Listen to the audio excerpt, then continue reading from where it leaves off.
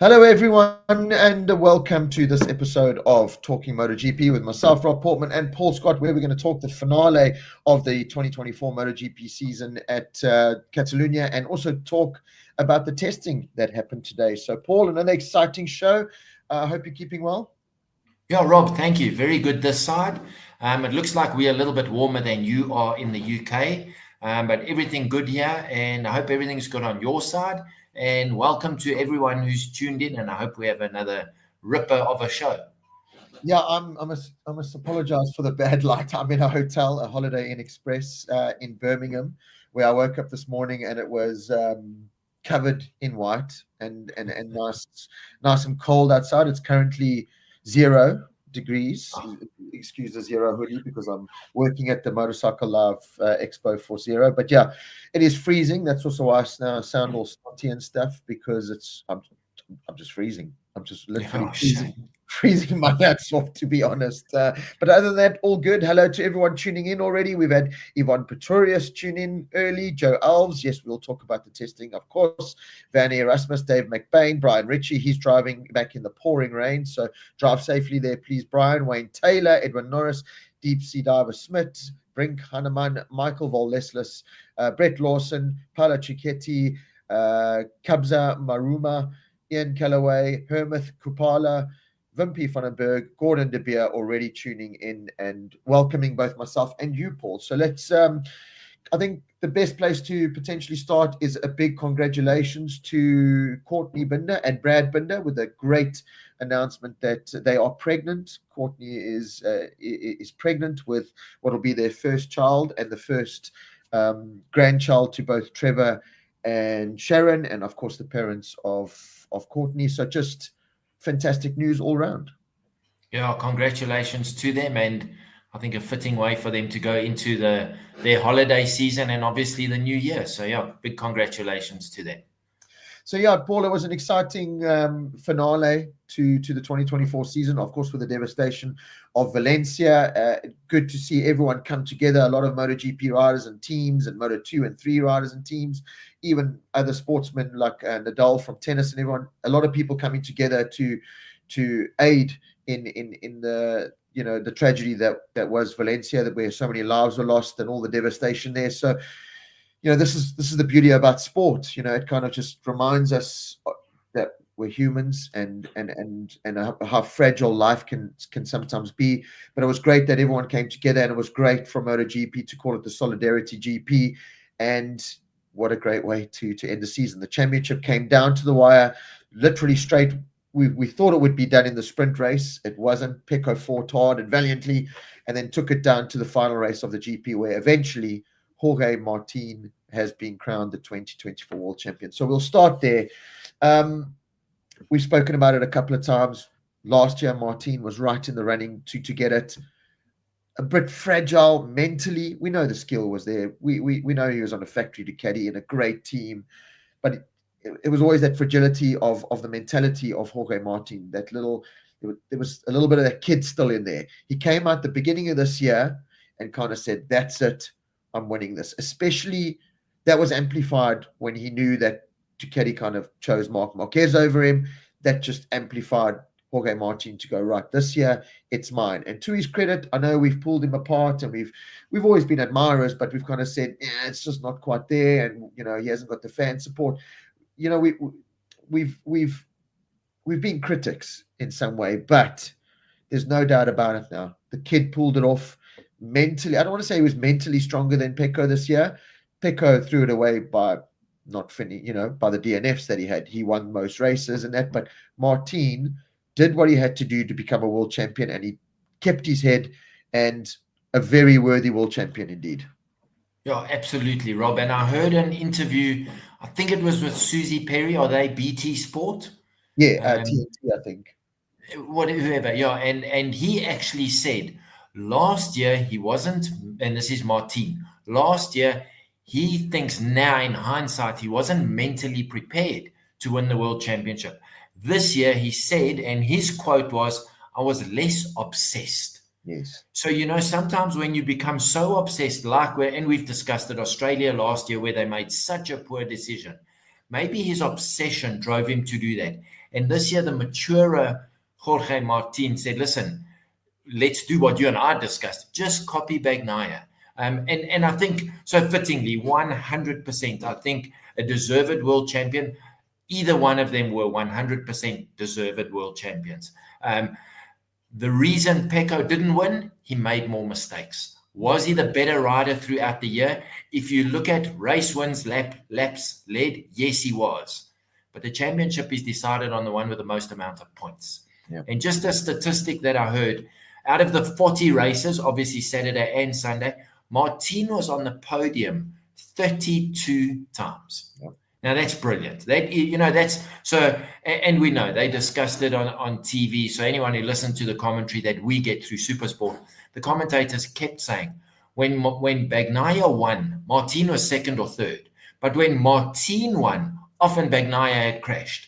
So that was the difference. So I think very well done to both of them. But just from my side, Rob, I think Sunday was one of the most tense starts to a race I've ever. Even I was thinking, just get going now. My hands were sweating. Imagine how those guys were feeling.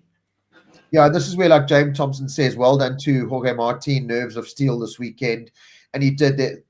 As you said, we were all feeling the pressure. And we've spoken about it a couple of times that we can't handle it sitting on a couch, how much those guys feel on there. And there was a lot, the pressure was off Pecco Bagnaia in many ways. He had to just go out and win and do his normal thing, really. Jorge Martin had to go curb that appetite to go and just destroy everyone and go and perform, especially in the sprint race where he's been so dominant. So he really had to kind of hone that in, bring it all down. And, I think a big credit, you mentioned it, I think it was the last time we chatted, to the Pramac team and to, I forget the manager's name. Gino Boissoy. I think he's brought that calming factor, because even afterwards, the interview that he did, he said, I'm not the manager, I'm not this, and we're a team. And I think he's been a big factor in that team's success this year with independent champions, world champions with Jorge Martin, pushing the factory teams. I think he's been a brilliant asset, and I think he's been a calming, mature factor that has helped Jorge Martin, become the world champion that he is. So I think a big pat on the back needs to go to him. The job sounded simple. Martin, you've just got to go and finish top three. It's not that easy going to go do that in the current MotoGP field. That is, especially with the likes of Bastianini. We saw how he was getting involved in the sprint race. Aleix Espargaro kind of came to his rescue in the main race. But for a kid, and we can't forget, what's Martin, 25, 26 years old? Yeah. That's a kid. For all that pressure and everything that's happened with being snubbed by Ducati and people saying he's not good enough, people like us saying, why hasn't he got fans? And for him to deal with all of that, put it in a ball and just kind of put it to one side and bring home that world title, going to Aprilia, is he taking number one? And all these talking factors that, we just talk about it. He's the one at the end of the day that's dealing with it all. I was very impressed with Martin. We all know, what a supreme talent he is. He's proved it time and time again this year. I think what he's added to that talent now, as we've touched upon, is that maturity and that world championship kind of level. And another thing that I must drop my hat off to both of them is the way Pecco and Martin handled it. We'll talk about Pecco just now, but the way they handled it, there was no dirty tactics. There was no bad talk, trash talk, that seems to sell headlines and that these days in other sports. It was good sportsmanship from day one right until the end. Yeah, absolutely, Robin. I'm going to say this, which I know you'll agree with. Big kudos to Ducati for not getting involved. Yep. Because, and it was also discussed everywhere over many social media platforms and websites saying, what are Ducati going to do? Yep. And funny enough, I heard a thing saying that if Ducati were going to get involved in this fight, the only time they could have done it was in the first half of the season. Yes. Because they've seen all the data for 19 out of 20 races. If they suddenly wound back Martin's talk over a certain period of the race, or cut him onto two cylinders instead of, everyone would have known, and it would have been a real poop show. So I say big credit to them, because they've given away their number one plate. And I say given away, they knew it was going to Aprilia. So I think very well done to them. On the hindsight, or on the reverse of that, I was a bit disappointed in David Tardozzi saying, oh, well, if Aprilia want to buy him, let's see if they can keep him for next year. Aprilia didn't buy him Ducati scoped him out. Yeah. So, I just think, and it could be the phrasing from Italian to English, because he said it in Italian, not in English. Yes. So it could be a translation thing. But if that's what he said, and that's what he meant, I think that's a bit of not a low blow, but I don't think it was right, because Aprilia didn't poach Jorge Martin. Ducati said to him, there's the door. So, but anyway, yeah. So, but I think from Ducati's side, well done to them for not getting involved in the wrong way in this fight. I think it's also just a case of, validation on the decision that they've made in some ways. You're trying to validate yourself there. It was a big decision for Ducati to make. Was it the right decision? We won't really know until Marc Marquez proved his worth this year. We'll talk about him a bit more, but we won't really know until the end of next year and see where it all goes. But we've spoken about it, Paul. Everyone's spoken about, how do you have an 8-time world champion, Marc Marquez, the value, the marketing value that he is, the talent that he is, and everything. And, the Martin, yes, he's going to be a 2024 world champion potentially at that stage, and he is now. That's one MotoGP world title. This guy is 6. So in many ways you can understand. It's certainly ruffled things up, which is, from an entertainment factor, it's brilliant for us. Pramac and I going Yamaha, Martin. Today, I've done it in the past. I'm always excited for the pre-season test. Last year, the Marc Marquez factor was the big talking point. This year, probably again. But today it was Martin Aprilia, Marc Marquez, Factory Ducati, Bezzecchi Aprilia, the rookies.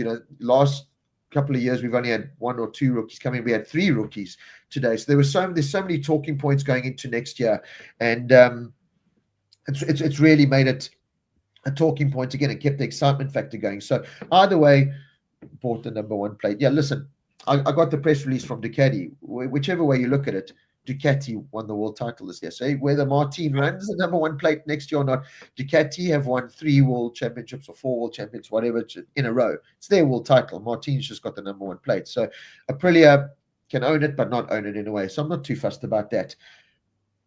Ducati have this dream team. Pecco Bagnaia and Marc Marquez. Let's talk Pecco Bagnaia first.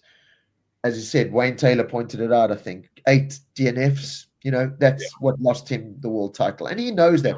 And again, showed what a true gentleman he is, showed what a true world champion he is, by bowing out gracefully. I loved his interviews where he says, not about me today, it's about Martin and what he's done. I just thought it couldn't have been easy to handle it that way. I think in many ways he accepted defeat. He knew. I think it's easier to take when it was him.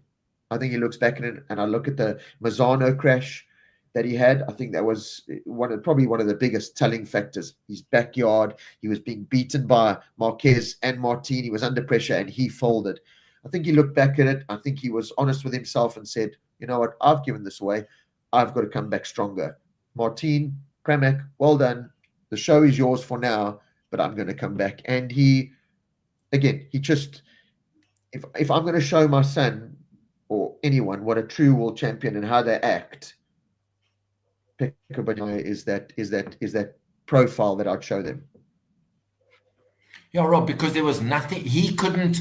He had to actually rely on Martin making a mistake for this past weekend, and he did exactly what he could do. He got 2 first places, sprint race, main race. He couldn't do any more. It's not like in rugby where if you score more tries, you get a bonus point. There was no ways he could get more than the 37 points, if that's what it is, that was available for the weekend. He did that. He almost had to rely on Martin having an exceptionally bad day. For him to have finished 9th was, although at the beginning of the race, the first 3 or 4 laps, when it was quite close, I think Bezzecchi at that point was in 9th, and he was only a second behind. Okay, then things changed and the race spread out, which we knew it would do. But Pecco did, he, as you say, he knew he lost this world championship, not taking anything away from Martin. As I said earlier, 32 out of 40 podiums that's superb. That's really, so he made the least amount of mistakes. He had the most amount of points. That's all that counts.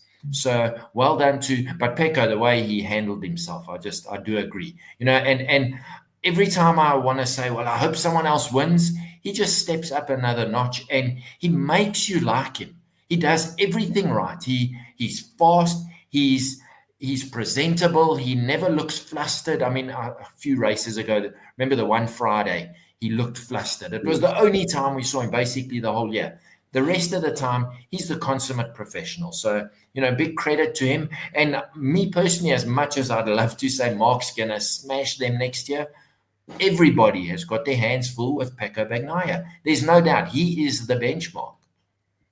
He is, and he proved it this year with the amount of wins. As we said, it's really his own failings that cost him the world title. But yeah, I was impressed with Pecco. Speaking about Marc Marquez, third in the World Championship. At the beginning of the year, there was all the talk he was hopping on a Ducati, he was going to destroy everyone, and we saw, and you kind of knew there was going to be that adaptation period. Mark was one of the guys just saying, just hang back, just give me time type thing. I think ultimately, if you look at the season in a whole, it kind of played out the way it should have with that exercise. He went into, the worst of the Ducati teams, in inverted commas, new bike, first time as a non-factory rider. He had a whole new environment to learn. He had a whole new team to learn. There was a lot of factors thrown at him to come out. I think at the beginning of the year, if you had said to Marc Marquez, you'll come out third in the World Championship, couple of wins under your belt again, winning again, that winning feeling again, and a couple of podiums and a factory Ducati ride for 2025, that's ultimately why he made the big sacrifice to leave Honda and go to Ducati with no money, and we all know the situation behind it. Yeah, I think if you'd said that to him at the beginning of the year, he would have grabbed it with both hands, both feet, and run away. I must be quite honest, at the beginning of the year, I thought he would be better. He struggled by his standards to adapt. Yeah. But once he settled down, he was very consistent, So as much as he's had a reputation of being a crasher, I think the last half of the year he had one race crash. So he certainly he's adapted well. Whether he's definitely going to be a factor next year, there's absolutely no doubt. Is he going to be dominant like he's been in the past? I think those days for anybody, Rob, are done and dusted. Yep. We do understand that the Ducati at the moment is the bike to have. And obviously we'll run through the testing of it later and see, is there a light at the end of the tunnel for anybody else? But right now, obviously you've got to say Mark and Pecco. We didn't get to see De Gea and Antonio today because of his injury. Hopefully he'll be fully up to speed. But certainly, I don't think that it's going to be a Marc Marquez show, honestly, and I'd love to say I think he's going to drill them. But I think, as I said now, Pecco is going to be the man to beat. Everything about him, everything. And if Mark happens to win the first race or two, believe me, Pecco will up his game as quick as can be. So I think it's going to be an interesting season. Yeah, I think, again, Pecco is just that model champion. Martin, to his credit, has also played the game very well this year. He started the year kind of with a bit of that attitude, and there were a couple of little things he said early on, but he seemed to just mold himself and mature himself as he went on. And he's also a well-deserved, well-respected champion. And as I said, certainly his stock's gone up. With me, the way he's conducted himself, certainly the second half of the season, and to go on and win that title. So I must say the Martin stock is going up. I looked at him in testing now. We'll talk about it. Looks good, and that maturity is carrying him over to be able to make that adjustment from Ducati. Last year, if that move had happened last year onto the Aprilia this year, with how fragile he was mentally, I think it wouldn't have been a success. This 1 year, the amount that Martin has grown in this 1 year, I think has just been astronomical. And we talk about watching out for Pecco. I think Martin's gonna really take that Aprilia to the next step and just prove what a fantastic rider is. But we'll talk about the testing just now. It was certainly the Pecco Martin show. They were the headline. They were in the spotlight.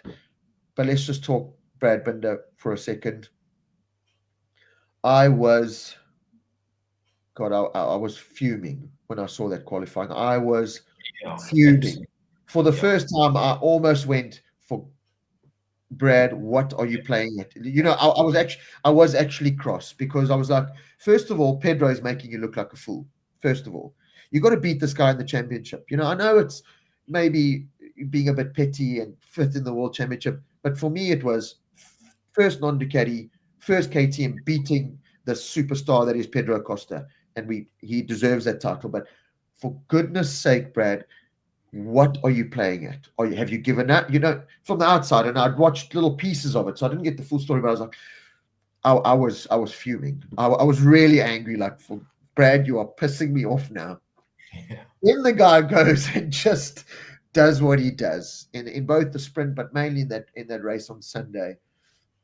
The guy is mentally supreme, you know, skillfully supreme, and he showed that.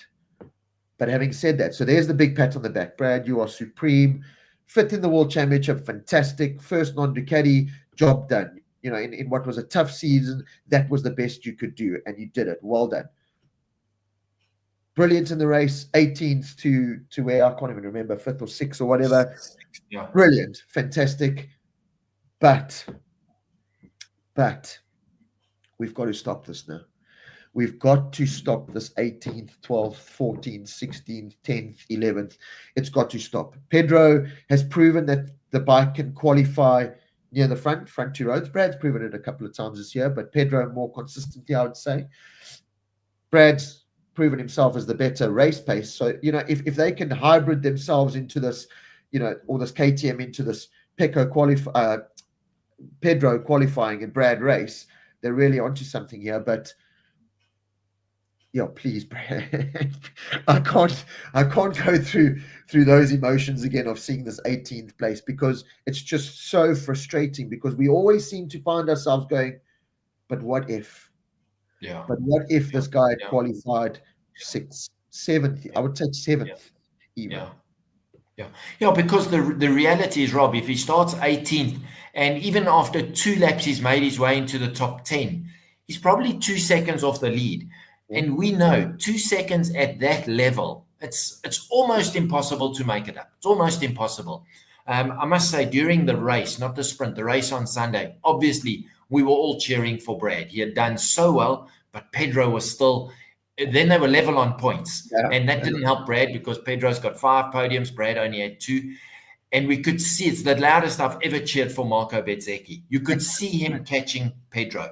But what I saw on the last lap, onto the last turn down the start-finish straight, Brad had caught Bastianini. And they didn't show that, not even at the end of the race, only when they showed the results of the race. And what happens here in Joburg? We have in a Highveld storm on the East Rand. My TV goes off. So I don't see. I saw Bagnaia cross the line, Martin win the championship, Mark second, and Martin in third. Then, you know, when you get that thing on your TV, your satellite dish has got a problem, must be the weather. I don't see if Brad's past Bastianini. Anyway, so yeah, I was, you know, Brad, that's the true racer. You know, I think he knew what that meant. So he made sure that pass stuck. So yeah, it was very interesting. But the loudest I've ever shouted for Marco Bezzecchi ever. So yeah, it was good, eh? It is. I think the biggest thing we can take out of this, and Brad will be feeling the exact same, is just the frustration of the inconsistency. When you know the talent, you know the speed. We were going into every race weekend just not knowing what KTM was going to come, what Brad was going to come, you know. That's the biggest frustrating thing, is to try and find that consistency, that confidence to be able to get qualifying and the races right. As I said, it'll be frustrating the hell out of Brad just as much as it frustrates us. But where MotoGP is now, you cannot survive at that level. You just can't, you know. And there was big talk before the weekend even started about this David Alonso. KTM want him in MotoGP in 2026. There's 4 spots in that KTM team. In 2026, with all the talk with KTM and they're 100 million in debt and they need to be bought out, but how many spots will there still be? You know, so Brad's, you start going off and you're thinking, oh my God, you know, Brad, he's been there a long time. He's the one that's going to get booted. You know, Maverick is Spanish and Anea's Italian and Pedro's the new blue-eyed boy and David Alonso, you know, Brad's the easy, just, you know, get out. So all those kind of factors. But you look at it and you go, right. And again, Brad will know this, but next year there cannot be any of this. They just cannot be. Take a step back here quickly, Paul. There's a comment here from Scott Mordaunt that I think just needs some attention. Would Jorge Martin have taken the championship if Marc Marquez wasn't in the mix this year? think about it. Now, obviously, I think he's coming from the point of view that Mark did ruffle the feathers of both Martin, but in many ways, maybe Pecco a little bit more. So, I mean, I'll let you jump onto that answer quickly. Do you think that it had You know, much as to I do? mentioned earlier, Rob, 32 podiums out of 40. I'm going to say, you see, you can't take Mark out of the mix, Yes. because then we're going to say, well, then we should have had a race only with Pecco and Jorge Martin, only the two of them. So Mark was there. It's like saying, well, if Pecco hadn't have fallen off, there were two races, Mazzano being one, he would have had enough points to win. Difficult one to answer. Did Mark interfere more with Pecco than with Jorge Martin? I don't know, because what was the overtake of the year according to MotoGP? Mark Marquez passing Jorge Martin at Phillip Island. Yes. So it wasn't against Pecco Bagnaia. So I don't know. My opinion, I'm going to say no. I think Martin would have won this championship regardless of who was or wasn't there. He showed that. You know, you can go and look at the results and say, oh, but look here, Mark got in the way here. But it worked both ways for Pecco and for Martin. So I'm going to say I don't think it was a factor. Honestly, I think he still would have won the championship. I agree with you. Maybe if we talk Alex Marquez, different story, because Pecco might go back to Spain and say, listen, we need to talk about Aragon and see what happened there. So, yeah, I joke. But, yeah, with Mark Marquez, I don't think it certainly put an additional arm into the fight, but I don't think it would have changed the outcome of the championship. I agree with you. I don't even need to say any more on that, to be honest. Francois Retief makes a very good point here. They need to change Brad's quali strategy. Some days they make the weirdest decisions in his pit. Listen, again, from the outside, we don't know internally what's going on, but it does seem like I want to use the word that Francois used there, a weird process compared to others, where others are in, out, you know, it seems like a good plan. It does, I don't know what it is with Brad. Darren just also seems to have this problem where it's a lot of time spent in the pits and this like very jagged kind of plan. I don't know whether it's just a lot of setup changes, whether they're very meticulous, and you know, Brad's set his bike up for Sunday race and they're still trying to find the fast lap setup in qualifying and stuff. I don't know, but I agree with Francois. From the outside, it is a very frustrating process watching Brad's side of the KTM garage get that sorted. Johan van Deventer makes a very good point. Aki's not going to take anyone's nonsense. Werner Erasmus, he will take MV seat. Andre Calvert makes a very good point here. Will David Alonso want KTM though? And David Alonso has already come out. He seems very mature to me, David Alonso. I loved his answer when he said, listen, Moto2 is not going to be an easy thing. I would like to be there for 2 years. The possibility is there to go in 2026, whether I want to go there or not. And he just seems like that character that, listen, I'll go to MotoGP when I want to go to MotoGP. I'm not going to rush it. I don't have to rush it. I'm young. I've got the talent. There's no need. And I think, why not delay it? You know, I think do you want to rather go into MotoGP when it's this 2027 refresh, or do you want to give yourself that year of feeling what a MotoGP with the current rules is, with a big aero, the ride-out devices, the 1000cc engine in 2026? I think that's a decision he's going to have to make. But as Andre's saying, I think the world's his oyster. I think it's pretty much where he wants to go. The KTM contract's there, and he's with KTM. He seems to be one of these KTM youngsters, as Pedro Acosta was. Doesn't mean he has to stay there. You know, there's plenty of Ducatis available out there. You know, if Martin improves the Aprilia package, there's plenty of Aprilias. If Yamaha can find their way, you know, could he be the answer to Honda's problems? So the world's his oyster at the moment. Yeah, me personally, at his age, I would like to see him do 2 years in Moto2, except if he wins it next year. And just going back to probably Marc Marquez's move into Moto2, he didn't win it in his first year. Pedro Acosta didn't win it in his first year. You know, these are guys that are as talented on the same level, I would say, as David Alonso. You know, in terms of what they did in Moto3, how they dominated, moved into Moto2, couldn't win in their first year. I think it's a very different step up. So let's see how he goes. If he wins the championship, yeah, then what more does he want to achieve? You know, does he want to be a Johann Zarco and defend it for a second year? I think those days, Once you've won the championship, you feel it's time to move on.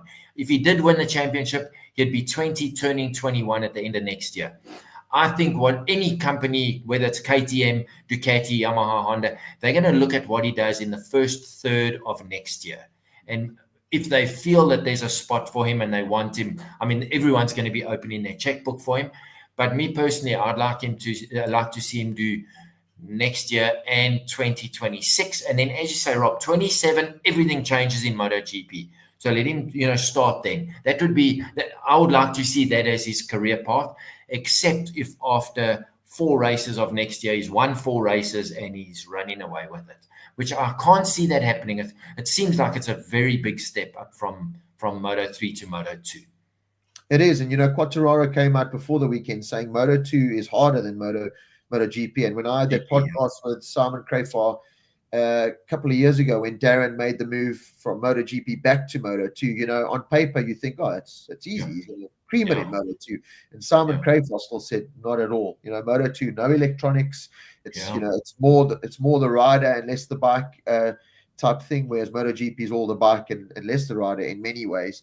And we've seen it. We've seen it with the Darren Binder exercise and many other riders. If we look at Dennis Foggia, competitive in Moto3, came to Moto2, done nothing. He's going back to Moto3. Moto3 champion, done nothing. So it definitely is a tough class, and we have to wait and see how Alonso adapts to it. I do think Alonso, like Pedro Acosta, has that something special, and I do think we'll see some special things there. Talking about the KTM process, and Gordon De Beer kind of makes a point here. We've spoken about it, but we can touch upon it again. Do you think so many quality KTM riders next year will pump KTM data and development further advanced? Paul, we've spoken about this. I think Aki's a great signing. I think Enea Bastianini is a great signing, although today he already destroyed a KTM and cost them a lot more money. Just added to that €100 million debt bill. Vinales is a question mark, although we'll talk about the testing. He seemed to adapt pretty well, but I take that with a pinch of salt. But one thing that Brad's got to look forward to next year is that pool, and KTM, that pool of data and the competition that comes with it. This year, what ultimately pushed Brad over that finish line to be top non-Ducati and top KTM was Pedro Acosta.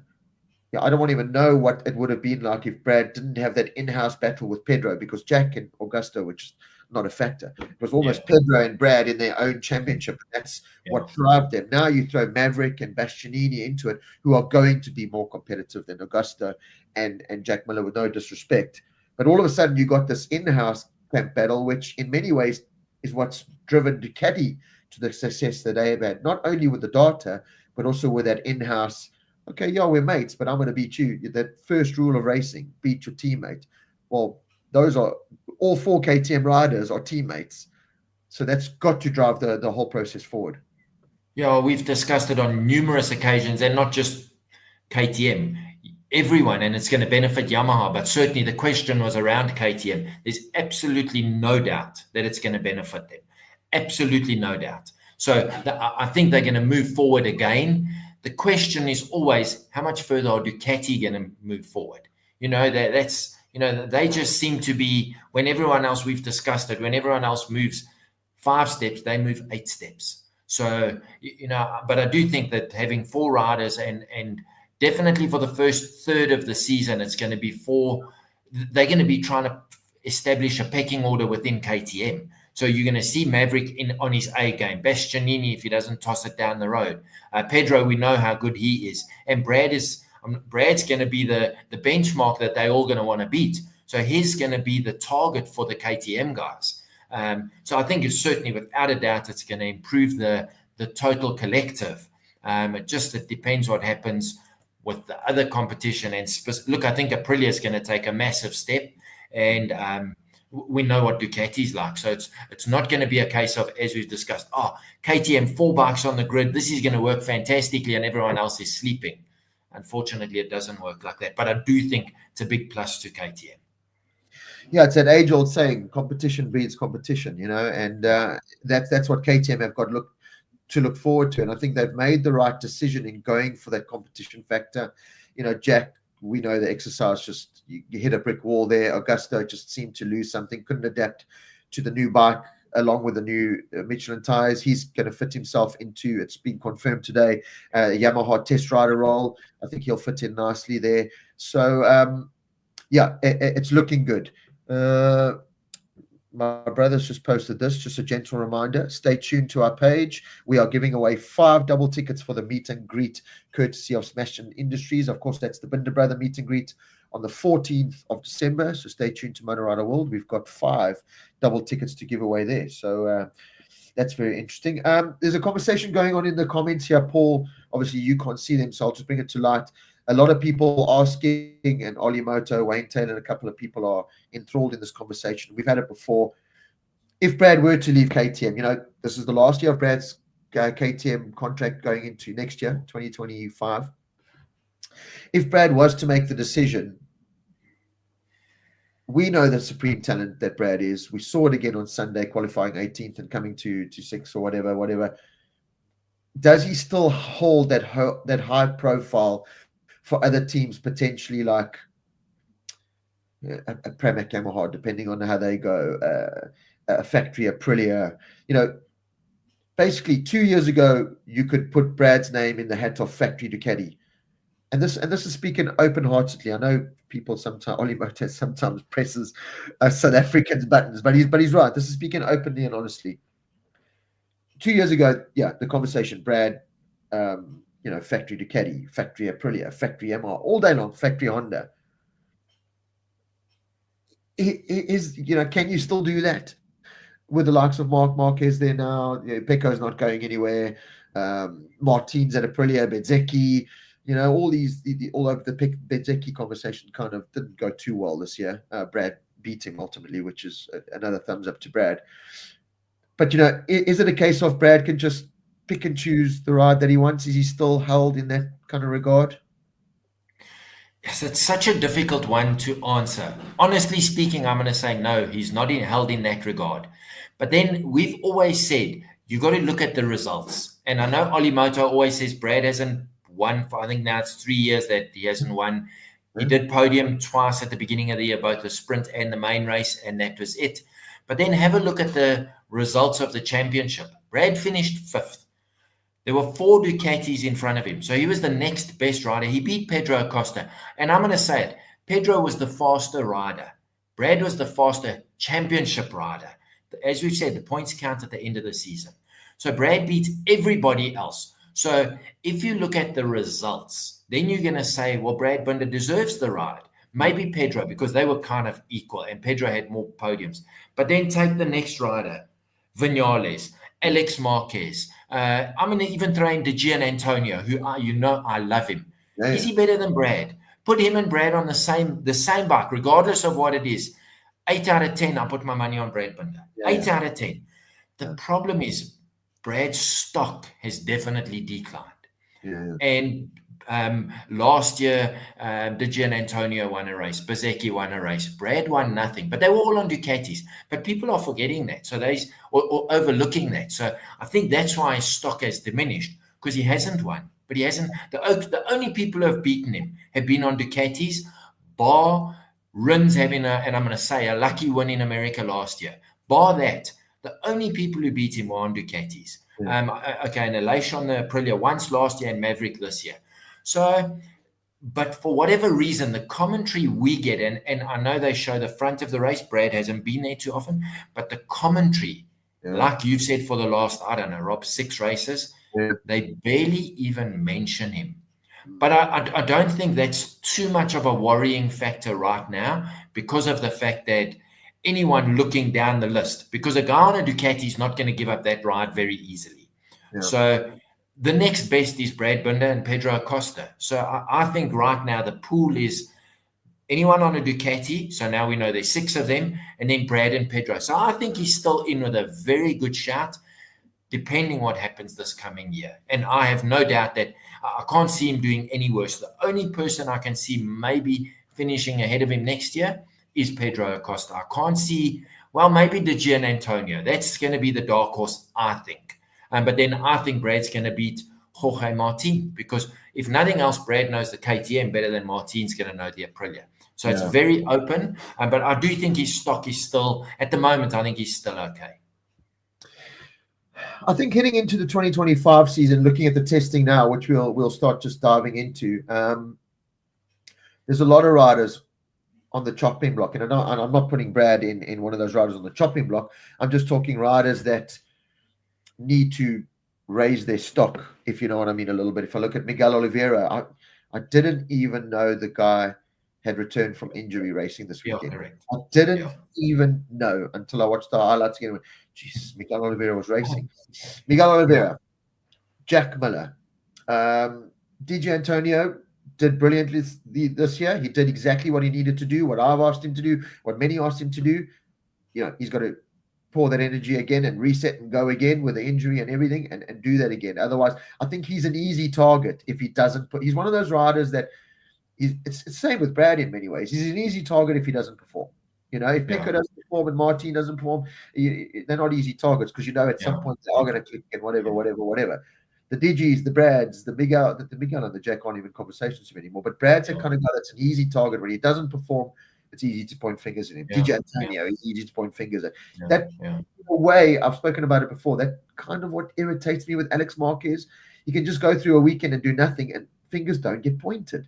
I don't understand why fingers don't get pointed at this guy, because he's just floated through MotoGP, had 1 or 2 good results at the end of the season. Okay, I know he topped the testing and that today, but has he done enough as a MotoGP rider, Alex Marquez? We talk about Brad not winning for 3 years, and then has Alex Marquez won? Not a sprint race. Main race. No. He hasn't won a main race. So why are we pointing fingers at this guy? His brother's won in that team. This is the kind of thing, and I think they fit into that mold. So 2025, looking at today, we'll break down the testing. But 2025, there's a lot of riders that have got to almost, I don't want to say prove themselves. They've all proven themselves, but it's such a fine line in that paddock now between, right, we want to keep you and we can replace you. And Brad, unfortunately, in many ways, realistically, as Olimanto puts up factually, fits into that pool purely based on stats. It's brilliant that he's fit in the World Championship and first Ducati. Fantastic. We'll take that all day. But he's been out-qualified. Pedro's got more podiums in it this year. He hasn't won in 3 years. You know what I mean? You start, you add up the positives, they're great, but you add up the negatives and you go, oh, geez, okay, that doesn't make for good reading. The question, though, is what's going to be available at the end of next year? Yeah. Alex Marquez and Frankie Morbidelli, if you're thinking Ducati, they're the only 2 that are available. Yeah. Gian Antonio's got a 2-year contract.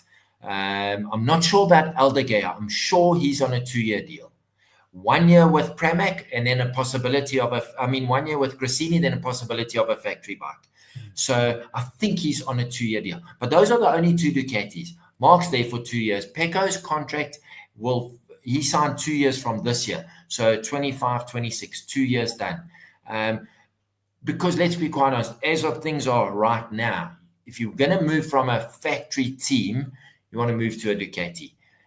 So I think there's a possibility for Brad, but then he's got to, he needs to, I saw one of the comments there, I think it was Wayne Taylor saying, Brad needs to, correctly so, qualify in the top 2 rows week in and week out. We know he can race, but you can't. And going back to the race from this weekend, and even when Marc Marquez does it 13th to 2nd or 3rd, the risk you run of having to have a good start and overtake 8, 10, 12 guys without having incident. Nowadays, it's just too risky because the racing is so close. Yeah. So Brad, 100%, he needs to sort this qualifying out, which we've seen, as you rightfully said, Pedro Acosta can do it. So Brad needs to find whatever it is that gets him into that mold to move his stock up a little bit, because as of right now, you ain't going to see a KTM winning too many races next year. It is, and Oli Motor and Wayne Taylor and a couple of other people in the comments here, I've just touched upon Alex Marquez and a couple of names there. You bring into Luca Marini, you bring into Raul Fernandez. Raul Fernandez hasn't done anything. Marini, is he there purely because it's Rossi's stepbrother? I've praised him with what he's done this year, and I still do. I think he's improved the package. I think Zarco's improved the package. We saw glimpses of that again. I think that was the biggest frustration when I saw Brad in 18th, was he was behind Yamahas and Hondas, and I was, oh my God, how's it happening? I did never think we would talk about that this year. But there's a lot of names. There's a lot of names in there. A lot of people have been moved. Oliveira and Miller. Someone asked earlier, has Miller made the right move? I watched a little bit of him testing today, and it's very. I mean, you can't be too critical of this. We'll break it down now, but Jack didn't. Jack's riding style just doesn't seem to fit on a Yamaha to me, from what I saw today. But anyway, there's a lot of riders that have got a lot to prove and have to, more importantly, have to improve the stats. Those podium stats, those win stats, and the problem for Brad is we're making it sound easy. Just go win. What's wrong with you, man? Just better and go win. The problem is, you get to a Sunday race next year, you've got a Pecco and a Mark to beat on factory Ducatis before you even think about the current champion, the Martins, the Zeckis on factory Aprilia now, the Digi Antonios, all these riders. So it's not as easy as it sounds, and it's a big challenge for a lot of those riders next year. Yeah, and the point I was making, Rob, I don't think that's why I just highlighted the Ducati riders where there's an option for Brad. Yes. For Brad to even think of going at the moment to a factory Yamaha or a factory Honda team, that's 5 steps backwards. Yeah. As far as I'm concerned. When Johann Zarco is the best Honda and he's not a factory bike, he blitzed the 2 factory bikes. I mean, I don't know how many crashes. The first oak to crash today was Jean Mir. Yeah. I don't know how many crashes that oak's had.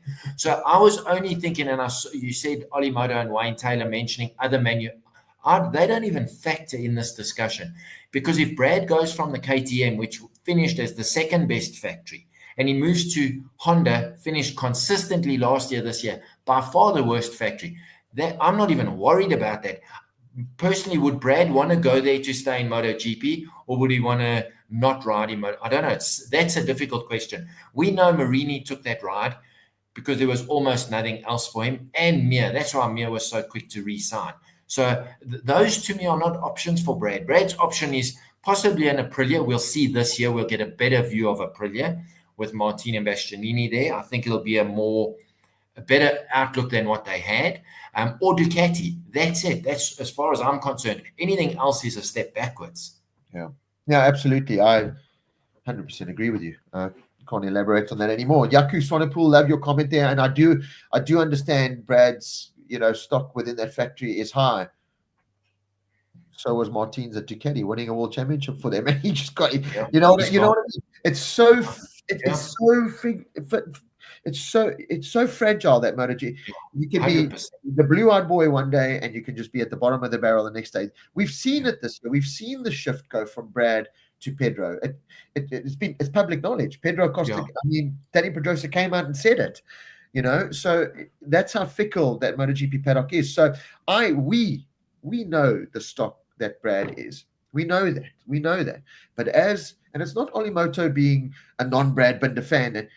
It's the reality. And sometimes South Africans hate reality. I know we do. When the box lose, it's not their fault. It's everyone else's fault. When we hate reality. When Brad loses, it's not his fault. The fact is, those numbers have to improve. Brad will be the first one to tell you they have to improve.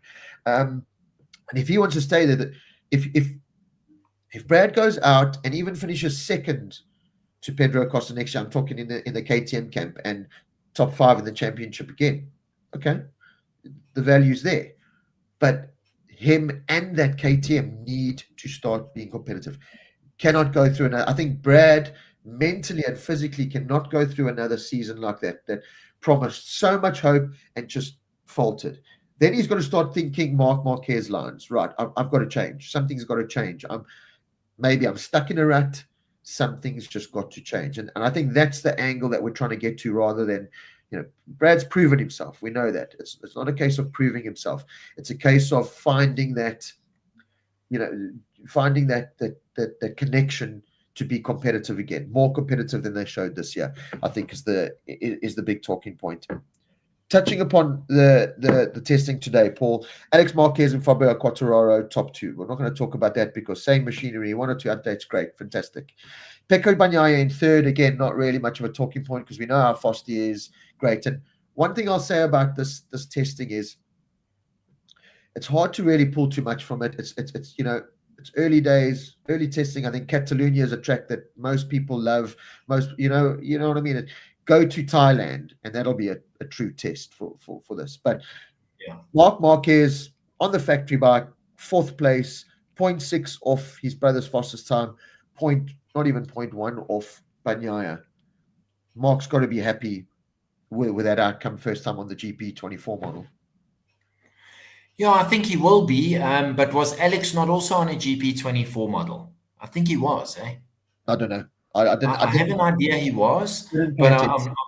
they actually didn't mention that. And I watched a fair amount, but I wasn't watching with the volume up because I was in my office. So, but yeah, I think Mark will be very happy. I will say Mark did lots of laps, as did everybody else, but only right at the end. He obviously, I mean, the conditions had cooled down dramatically. He obviously put in soft rubber for that last lap because up until then he was hovering around 10th.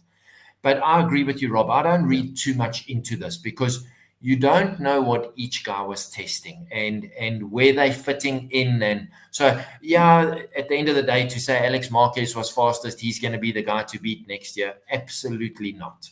You know, he put in a lap time early after lunch. So probably the conditions, temperature-wise, were at their best. He put in a great lap, smooth, fast. You could see he was on it.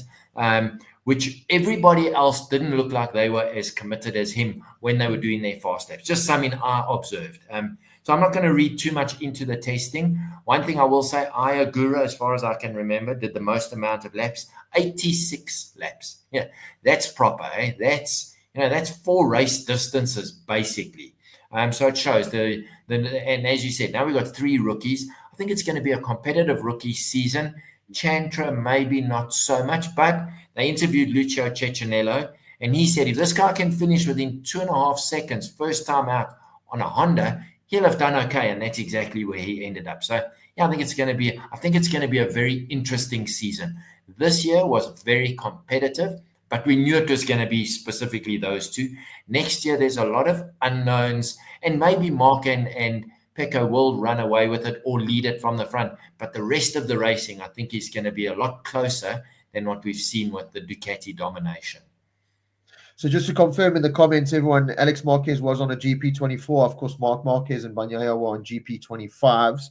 That was the difference. No, I think Mark rode the 24, eh? I think Mark, I think he just tested that bike, eh? Okay, so but I stand to be corrected. Well, everyone in the comment section, you know what to do. Correct us. That's what you do best. Yeah, please. I love testing. I love it when those liveries come out. I love the Mark Marquez all red, to be honest. Was he going to make the move to the red Ducati, and he just goes all red. For keen observers, no Red Bull branding on Mark Marquez. Obviously, we were kind of what's going to happen there. From what I hear, and again, this is under correction, so please, if anyone has any other information, but what I've been told, Mark's deal will be, so Mark won't be assigned to either Red Bull or Monster for next year. The Monster deal is a bike-only Ducati deal, so Mark won't run Monster on his helmet or Red Bull. He won't wear any Monster Energy caps or shirts. He won't have a can with his face on Monster. He won't be attached to Monster other than when he's physically on that motorcycle. He won't have any attachment to Red Bull either. It sounds like for 2026 onwards, Red Bull could potentially either take over that sponsorship within that team, or the Monster Energy sponsorship will just fizzle out and Pecco stays Monster and Mark stays Red Bull. But for now, we're not going to see any branding on a Mark Marquez helmet, which is the first time we've seen Mark Marquez in the World Championship with no Red Bull on him.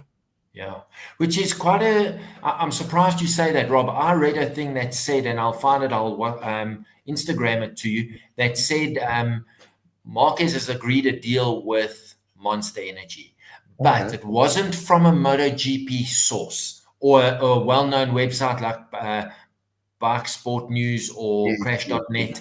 It was just something that was posted. So I take a lot of that with a pinch of salt. I read when I say article, there's like it said, no, Marquez has agreed a deal with Monster, and it will only happen next year because of his contract with Red Bull for this year. So what you're saying makes a lot of sense, the fact that he had no Red Bull branding anyway, which is a personal sponsor. But yeah, let's see how that pans out. As you say, he's been in this championship since 2010, and he's always been a Red Bull athlete. So it could be quite a change if he's unbranded, but then obviously looking towards maybe 2026. So confirmed, Marquez was on the GP25, says that GP25 is easier to ride, in his words. And I think it makes sense because there's no real gain to him being on a 24 because he's going to be on the 25. I think the 24 all went to Alex Marquez and everyone. So already straight onto the 25 and looking very competitive as we knew he is. That is going to be the biggest talking point for next year is Pecco versus Marquez and the Martin in and out and around there. I think is a big conversation. Ralph Fernandez in fifth. Not going to take too much from that. Brad Binder in sixth. Again, reading his comments today, they had a plan. They managed to get through everything they wanted to, and it seemed decent enough from Brad. But again, it's a track that he should be fast at. He's just been at. I think the real testing will come at Sepang. That's always a better indication. And then, of course, we're starting at Thailand or whatever going into the next season. Franco Morbidelli, another rider that's made a switch from Pramac factory Ducati supported to VR46 older model Ducatis for now. Digi Antonio is getting the factory bike within that team next year. Morbidelli will be on a 24 spec. I think for Morbidelli, the positive there for him is he's pretty much staying on the bike that he raced this year. So I would expect, Franco, I've been a big critic of his. He certainly showed a bit more pace towards the end of the season. But looking at that familiar team in terms of VR46, he's a VR46 Academy rider. He'll know a lot of the faces. Familiar motorcycle, surely out of the box, early races next year, Franco Morbidelli's got to be one of the top contenders for podium finishes because of that familiarity of team and motorcycle. You would think so, but mark my words, he's going to let you down. He will guaranteed consistently qualify 6th, finish 10th. I don't know what's wrong with this guy. I mean, that year he won Moto2, he dominated. Then he had 2 very good years on Yamaha, 1 very good year and 1 excellent year, and then he fell off the wagon. And I just cannot see it happening, Rob. I don't know why. And he has got, we know he missed the beginning of this season's testing because of the injuries, and he's certainly the last half of the year he has been more consistent. But he was on a 24 model bike this year, and Alex Marquez smashed him in the championship. The Gian Antonio, who missed half the year. We'll take Mark out of the equation because Mark's just way better than him. I hold no hope for that guy. I think he'll be the last of the 6 Ducatis once again. Sure. And I'd like him to prove me different, but he never does. Exactly. Yeah, I know exactly what you're saying. That's the frustrating thing with me with Morbidelli. It's just, there's this brilliant talent there. We talk about, the Brad and that, but the guy has had red carpet treatment. Absolutely. And he just hasn't, since that season where he finished second in the World Championship on the Petronas bike. Yes, he's had his injuries and everything and everything, but he's got a point to prove. We spoke about the Raoul's, all those riders that need to prove a point. I think it's just as crucial for Frankie next year. So let's see. He was wearing his high-vis learner legal jacket today. Yes, he couldn't get a brighter rider out there. Yeah, absolutely. Alex Rins was in 8th place, 0.7 off the pace. Pedro Acosta was in 9th for the first time in full factory Red Bull KTM colors. They tried a couple of different aero packages from what I could see. The one aero package, I don't know if you saw it, Paul, and if anyone else in the comments saw it. Brad had that new white top fairing. It runs so high up to the screen. Brad was down, tucking behind the screen, and he kept having to look up because you can't look. What's the point? Through the screen. Yeah. I suppose that's what testing is for, because then they can see how they need to fix it, change it, alter it. But certainly it didn't look good at all. But I mean, you can't go by the looks. If it works, some of those wings on the bikes anyway don't look great. But if they work, they're going to be a feature. Yeah, it was just a note I saw Brad having to tip his head up to try and look over the high part of the fairing. Zarco 10th place. I think it's been a good season for Zarco. I mean, it wasn't great for Honda at all, but they certainly made steps towards the end of the season, and Zarco was a big leader in that. Jorge Martin, world champion, first time out on the Aprilia in 11th, a second off the pace. I was impressed how quick Martin went early on. Everyone else kind of towards the end, all the kind of guys that have been on the bikes and are familiar, put soft tire on the end and went faster. But I was impressed by Martin today. I think he looked comfortable and straight away scraping his elbow as he did in turn 5 or whatever it was. But I think he looked comfortable, and the way he was gelling, looked with the team and that. I know we've been very critical about it, and he's only been on a Ducati, he's been spoiled, he's not going.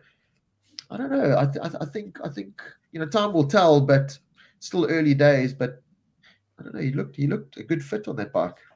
Yeah, and same as with Marquez when he did his first runs on the Ducati last year. Same with Martin when he walked into the pits after that first, I don't know how many laps he did. I think he did 7. He Yeah, came in and he nodded his head, and you could see he was very happy. And then a lot of he said to Sterlachini, because they interviewed him, and Sterlachini said he's very happy with the way the bike reaches the apex of the corner. So they're happy with the front end of the bike. So that's a positive to me. Just going back to Sunday's race, Aleix Espargaro. We saw Aleix race on Sunday. Yeah. We haven't seen that for 6 months, Rob, and you and I have discussed it. Imagine how much better this project could have been if he had raced for those 8 races where he just showed up. Now he races, he finishes 5th. Yes, he was running 4th for a long time, but he raced and he showed the bike is okay. And Martin today showed this bike is competitive. I'm not saying it's going to beat the Ducatis, but I'm not going to be surprised if he runs consistently 3rd, 4th, 5th. I really think he looked good. He really looked good on the bike. Yeah, lap times weren't great. He had a little tip over. That's how they learn, So, yeah, I think when I say lap times not great, as you say, a second off, first time on the bike, everything's new for him. So, yeah, I think he just showed that he's got the pace. He's going to be a threat. Not often, not all the time, but certainly he's going to be a threat. Exactly what you touched upon with Aleix Espargaro. I think the frustrating thing for Aprilia this year is they just had riders that weren't hungry for it. They had an inconsistent Oliveira injured and not there. They had a Ralph Fernandez that, as we've said, just I don't think can cut it. They had a switched off Maverick Vinales, and they in some ways had a switched off Aleix Espargaro. Then Aleix Espargaro now has something to race for, protect my buddy, help my buddy out my last race, Catalunya home fans. And he shows that the bike's capable and he's capable. So yeah, if I was Aprilia, I would definitely look at this and go, you know what? Okay, reset. And you could hear the excitement when they were speaking to the Aprilia guys about having this hungry Martin. Martin's got a lot to prove next year. Not only that he's got to prove that it was a Jorge Martin World Championship, not a Ducati. If he goes and fluffs on the Aprilia, the Ducati won that championship, not Jorge Martin. I still think it was Jorge Martin, as you said, with the stats don't lie or whatever. But again, it's an easy conversation to have. Oh, you see, he's struggling because he's not on a Ducati. He wouldn't have won the world title if he wasn't on a Ducati. So, he's got a lot of pressure to perform. Aprilia have got a lot of pressure to perform because they have the world champion now. They have the number 1 plate. That's not theirs, but they have it. But I think they'll be boosted by the fact they've got a hungry Ayagura, a hungry Jorge Martin, a hungry Bezzecchi, and then Ralph Fernandez. And look at Raul today. What is he? 5th. And I understand we can't 5th or 6th. You can't look at that and say that's it. But it shows he's got the pace. He just cannot string it together for 22 or 24 laps, whatever the main race is. So maybe I think he's going to be under pressure from Ayagura. Agura is He's very much a methodical kind of guy. He's going to do things at his pace. And I don't know if you heard when they interviewed David Brovio. Brovio said when he came into the pits, first time after riding the bike, he said nothing, Ayagura. He said nothing. He said, and all he said to whoever his crew chief is, I need to process this. Give me time. Now, that's the maturity of a guy who doesn't run in and say, which we know, I mean, how excited must you be to be on a MotoGP bike? And they mentioned, I think it was Chantra, who came in and couldn't wipe the smile off his face and just said, can't believe how fast this is. Yeah. Where Agura, he's going to put Ralph Fernandez under pressure. But what it's going to do, same as with KTM, maybe now they're going to have collectively more data, and this helps the whole collective once again. So I think it's going to be interesting. I think Aprilia, which we've been saying all along, we've seen it. Why does Maverick win both races in America, smokes everybody, and then goes to sleep? Now I think you got 3 definitely who are going to be committed. Ralph Fernandez, I'm still on the fence about him, just like you. But if he gets his A into G and he starts doing what Agura's going to do and Bezzecchi and Martin, it could be very good for the collective. So interesting to see, but I think Martin's going to be good on that bike. And Bezzecchi, he wasn't bad today. He looked okay. Had 1 or 2 issues, but so did Martin. So yeah, I think hopefully he'll get out of the slump that he suffered this season. Let's be quite honest. That's unlike him. Last year he was very good. This year he was nowhere. So hopefully this bike suits him more, makes him a little bit more competitive. I think the point I was trying to make with the whole testing and taking it with a pinch of salt is exactly what Olimoto is saying here. Is Aprilia has proven that they can be fast at Catalunya. Alesia's won there, and Martin's good at Catalunya as well. So you've got to take it with a grain of salt. Testing, as I said, let's get to Sepang, let's get to Thailand, and we'll start seeing, it just starts settling into who's where and doing what. This year, case in point, beginning of the year, Brad Binder, second, right? Yeah, we go, and then it kind of just settled where it was. So while we can go, woo, this is looking fantastic and brilliant, we've got to, again, just take the reality of what it is, and it is just early season testing. Maverick Vinales in 12th. I wanted to talk about him because until Maverick proves me wrong, I will not take this guy seriously. He's a testing god. He has the mindset for testing. I think he's going to make a fantastic test rider one day because he can just do fast laps after fast laps after fast lap. It doesn't surprise me that he actually went quite well. A second off the pace in 12th. First time on the KTM, which is a stubborn bike. He's come from this, accommodating Aprilia, and he's come from the Yamaha silky smooth bikes. So that doesn't, I know a lot of people said, he's done quite well, and he has. I take it with a pinch of salt because the guy just has the mentality for testing. As soon as he gets into a race weekend and things don't go his way, he crumbles. So if anyone, there's another name we've got to throw into this hat of, listen, you are a big name. You think you're a big name. You're getting paid as a big name. It's time to be that big name in 2025. Yeah, Robin, once again, I'm going to say it. We've discussed it more than enough. He's in exactly that mold where I'm going to say very similar to Morbidelli, but I think worse than Morbidelli, where once he checks out, he checks out. At the end of the race on Sunday, he revved the guts out of that Aprilia. That if you listen to Oxley Bomb's podcast, even I saw it, I heard it. Even they said they used very foul language to describe Maverick Vinales, and Matt Oxley said this oak doesn't deserve to be in the MotoGP paddock. Really? From all his behavior over the years. So my point is, and I don't know Maverick Vinales from a bar of soap, and everybody says, no, he's a nice guy and he's great to interview. But when that racing brain switches to, not to race mode, to I'm done with this mode, you get nothing out of him. He's not worth putting his bum in the seat. So that to me is the worry with him. If everything goes his way and he wins the first 5 races of the year, different Maverick. But that it's never happened in his career. So to me, disappointing. I agree with you fully. Great test rider because there's no pressure. He just has to do the fast laps. But like we saw on Sunday, he gets pushed wide at the start of the race, drops back to 19th and recovers 2 or 3 places. He should be, he should have been faster than Aleix Espargaro in the race. So he should have followed Brad and worked himself up to 10th place. But you're quite right. When he's got that, whether it's the bikes around him or just the pressure of the situation, not my favorite oak, I must be quite honest. And people are going to say, Paul, you say that about everyone.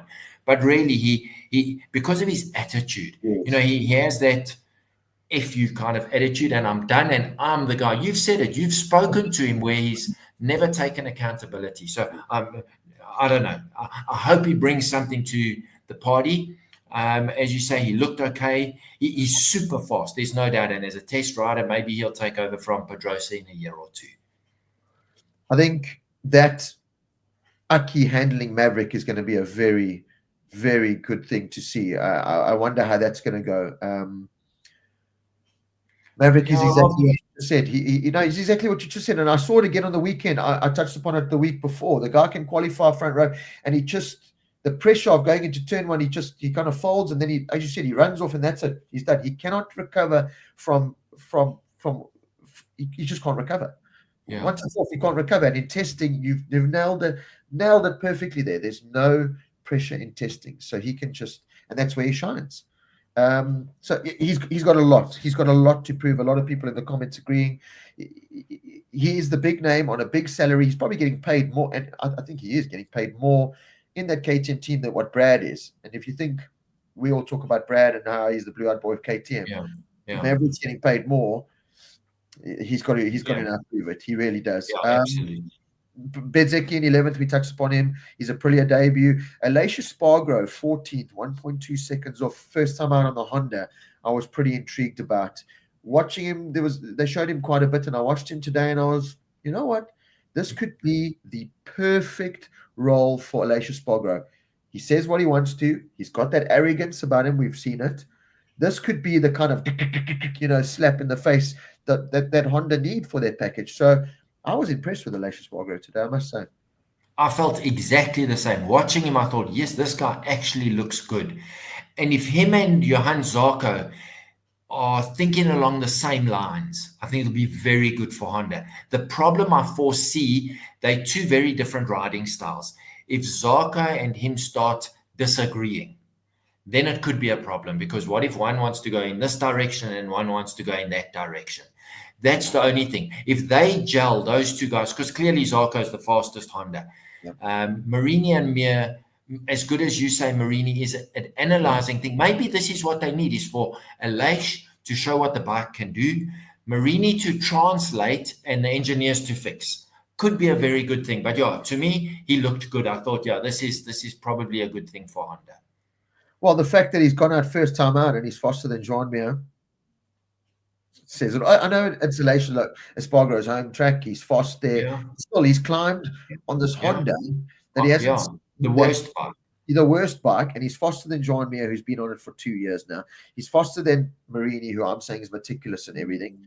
Yeah, I was impressed, and I think exactly what we just said. I think it's a great signing from Honda, and really could help along with Zarco to take that package forward.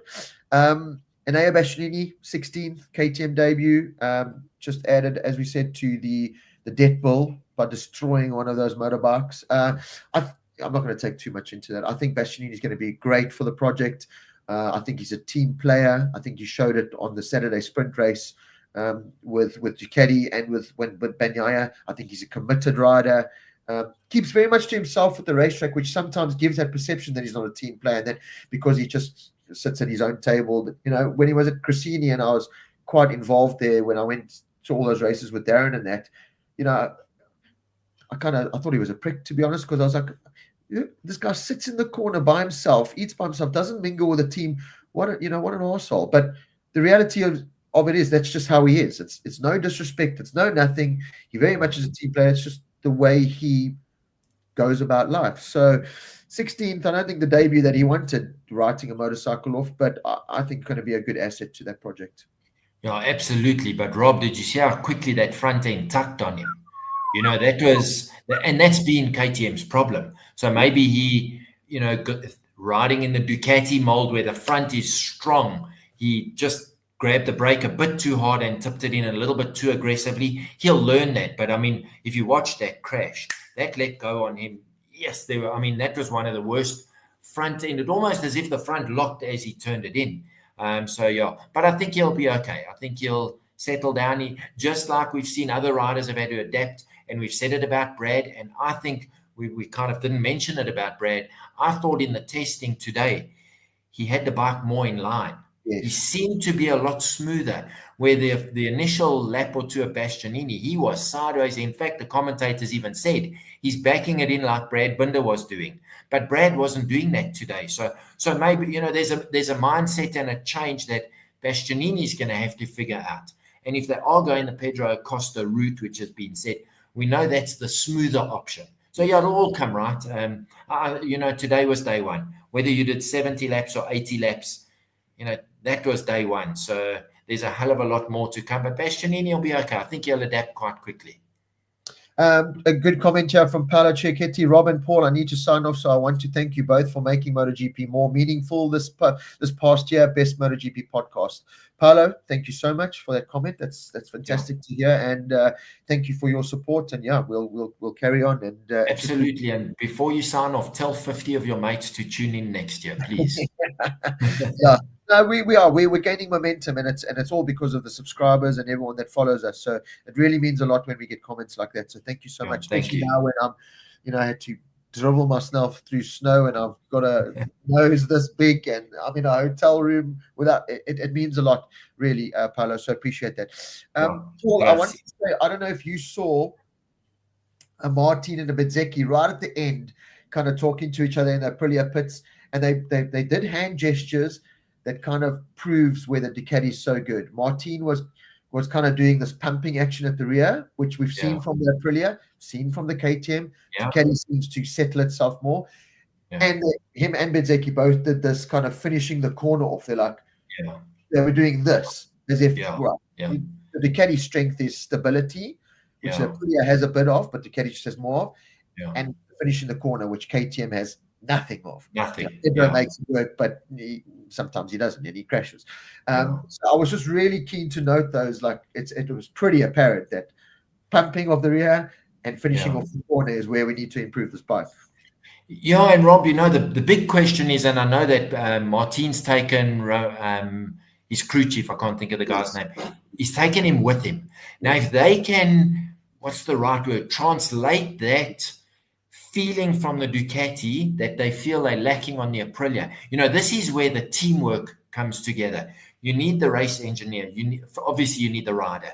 But the rider needs to translate it to the race engineer, his crew chief, who now needs to say, okay, this is what we think is why it's doing what it's doing. And if they can iron out those things, that's how they make progress. So there you see the collective of two riders discussing very similar problems, we presume, and how they go about rectifying that. And I think if they can get that part of the puzzle together, we're going to see that it'll be beneficial to the Aprilia squad. Rob, you've disappeared, eh? Okay, I'll just carry on in the meantime while Rob's doing whatever he's doing. Obviously, then in 17th, we had Miguel Oliveira on the Yamaha. If you did watch the broadcast, they showed him as being on a Ducati, which he clearly wasn't. Oliveira, once again, like Rob mentioned, on Sunday, we didn't even know he was at the race, but I think he was actually okay on the Yamaha, better than Jack Miller. And I'm going to go back. I have nothing against Jack Miller. I just wish they'd put a newbie, a guy from Moto2 with no experience, stuck him on the Pramac Yamaha to get, like we've got with Ayagura, and Davide Brivio mentioned it, they brought a guy with no expectations. So he wasn't great at the start of the race, the qualifying, Agura, but he got better and better. And I think Yamaha missed a trick by not putting a young guy there. Rob's just sent me a message. Sorry, let me just read it very quickly. Rob. Sorry, Paul, my laptop has gone flat. Can't charge it as the plug in the hotel is not working. I won't mention what he put in front of the word plug. Okay, so I'll just finish off here. So as I was saying, Davide Brivio feeling that having a new guy like Ayagura come into the fold, and he's got no expectations. Yeah, sometimes it's a bonus, sometimes it's a negative, but I think you've got a rider now who they can take his info and he can say, well, I feel the bike is doing X, Y, and Z. Where with a guy like Oliveira and Jack Miller, they've got so many preconceived ideas of what the bike should do. And we saw it with Jack when he went to KTM the first 2 or 3 races and testing for the beginning of it, what was that, 2023. He was great. And then he got to a point where he could do no more. And I think between him and Miguel Oliveira, that's exactly what we're going to see with regards to the Yamaha project, whether they're going to benefit Rins and Quartararo. And we skipped Quartararo, who was second in the qualifying today. Quartararo, to me, is just doing exactly what Yamaha would expect of him. He's up the project. Rob, I'm talking about Quartararo. Okay. Just saying how I believe, because what I mentioned when you lost your feed days, how I think I was going down the list, and Oliveira, I mentioned how I don't think he was good for Yamaha. He looked okay today. Him and Jack Miller, I don't think they bring anything. They should have brought a newbie in. Then I said, but we forgot to mention Quartararo, who I think has done a sterling job. He's just showing the class that he is on a bike that realistically is not. It's not a Ducati and it's not an Aprilia, and maybe not even a KTM. Yet there he is second. Yeah, it's only testing, but he was good on the weekend. He's qualifying well.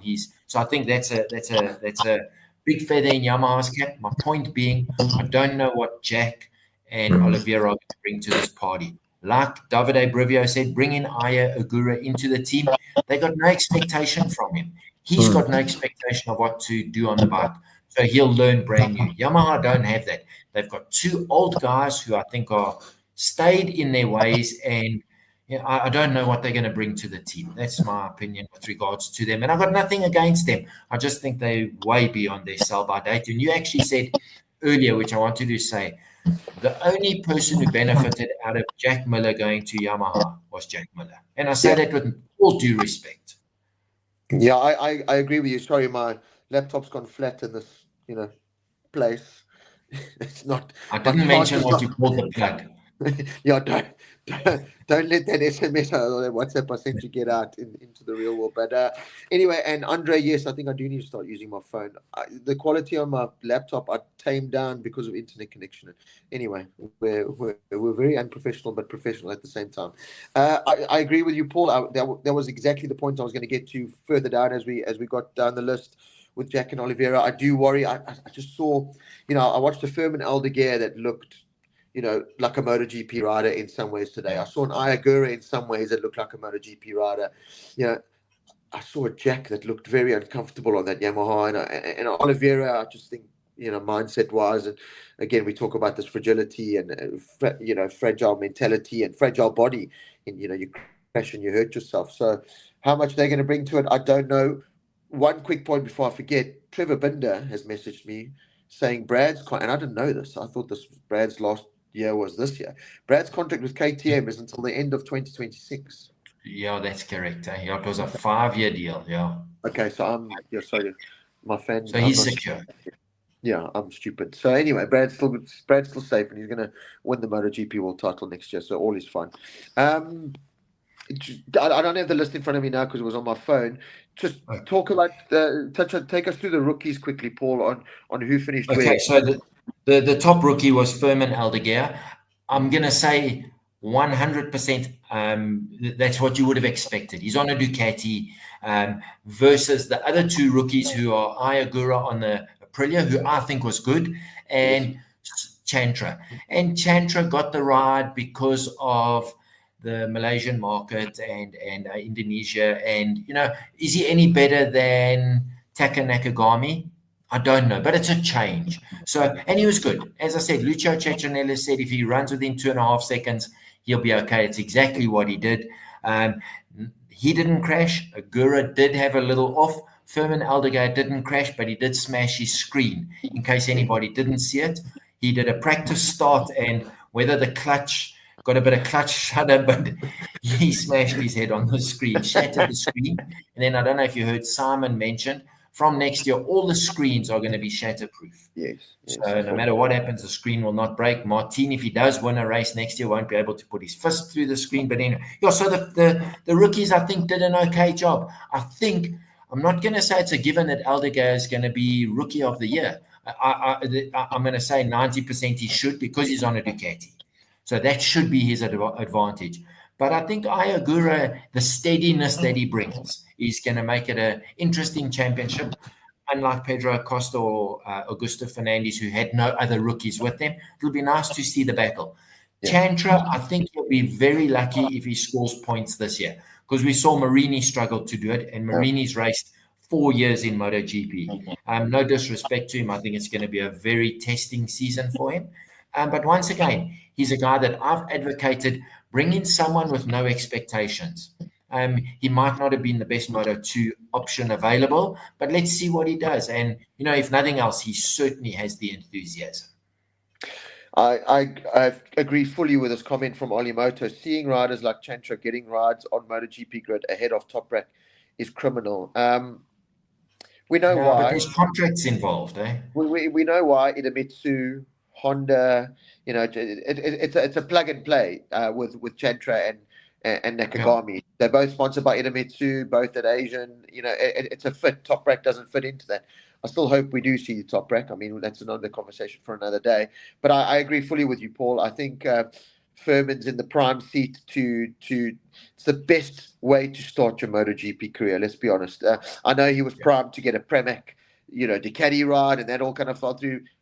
Mark has proved Grassini have proved it. Early on in the broadcast, I can't remember who it was, James Thompson or someone said, Grassini need a giant pat on the back because they've helped recreate this Marquez that was lost. Honda had beaten into the ground and was lost, and we were going to lose. And Marquez himself came out just ahead of the race and said, had I not made this move, I'd be retiring this year. I'd be retiring at the end of this year if I was still on a Honda. So that Grassini team continues to prove itself. And again, I think that adds to my frustration with Alex Marquez because it's like, well, Bastianini proved himself there. Marquez has proved himself there now. What the hell is Alex Marquez? What are you doing? You're not proving yourself. So, either way, it's been a fantastic season, Paul. A lot of people are echoing the sentiments that Paolo said about our show, and that's so, both for myself and Paul, a big thank you to you all, because without you and the value that you all bring, it's just me and Paul talking nonsense most of the time. Well, that's all we do. Yeah, no, but we do. I think we get the balance of fans and critics, and I think we get that balance right in many ways, Paul, and it helps with the Ollie Motos and the Wayne Taylors and everyone that has their say in it. It just helps us put on the show that we do and get the information right eventually. There's more than one way to skin a cat, and I think this podcast kind of proves it. So first of all, for myself, Paul, I want to thank you for coming along on this journey. It was always hard for me to find a full-time kind of co-host to join me. I think you're a lot more than just a co-host now. I think it's the Rob and Paul show. I think I've loved it. I've loved talking with you. I think it's very easy. I think your knowledge is brilliant. I've loved having everyone along for the ride, and I think we're going to be, if this year was crazy. This year we've spoken about the intensity, how I still have a couch, how I still have a TV. I don't know. I think next year there's just so many question marks up in there, and there's so many factors that we take into account that I can't wait for it. I just can't wait for it. And we're all going on the journey together. Yeah, thank you very much for inviting me in the first place. And to everyone who tuned in, thank you very much. And at times, if we say things that you don't agree with, that's what the comments are for. And, we fans, we're not the be all and end all. We voice what we see. Yeah. And it's because we are, as I say, I consider myself to be a super fan. I've been involved as a spectator and a fan for many years. So I've got a bit of knowledge, but I just love the bike racing, the MotoGP side of things. The show, I think, has been fantastic. I've loved every minute of it. I can't believe an hour and a half goes by so quickly. Yeah. The problem is now I have to go and see my psychologist because for 2 months, I'm not going to be talking MotoGP. I'm going to have to, I might even have to go talk to my wife now. That's going to be difficult, eh? I take it she doesn't watch this podcast because you're a very brave man. I'm going to cuddle the hell out of my wife, and I'm going to bring her flowers, and I'm going to do all those great things that wives want us to do. But Paul, it's been epic. I absolutely love it. Today I was lucky. I've been surrounded by motorcycles at Motorcycle Live, and this knowing I was going to come talk about MotoGP just makes life a good place to be in. So I look forward to it. We'll try and squeeze in one or two during the break to help entertain us. We'll try and get hold of Darren Binder. We'll try and get hold of Brad Binder. We'll try and get a hold of as many people as we possibly can to keep us all entertained. But until we chat again, Paul, stay well. I hope it snows and it pours with rain and it's miserable back in South Africa, so you can deal with what I'm dealing with. And to everyone again, just cannot thank you all enough for coming on this journey and making it the success it is. Yeah, Rob, once again, thank you so much for allowing me to be part of the show. And to everyone who tunes in, thank you so much. And once again, go tell 50 of your best mates and they're welcome to tune in. And I just can't wait for next year. It's going to be epic, just like this year and just like the year to come after that. And let's just hope KTM can pull something out of the hat there to make sure Brad is competitive week in and week out. Yeah, and as Ollie Moto says, and a lot of other people, all the best for 2025 if we don't speak to you before the year end, and wishing you all a Merry Christmas. Goodbye. Yeah, frightening to say we're talking about Christmas, but yeah, same sentiments to everybody. Thanks, Rob.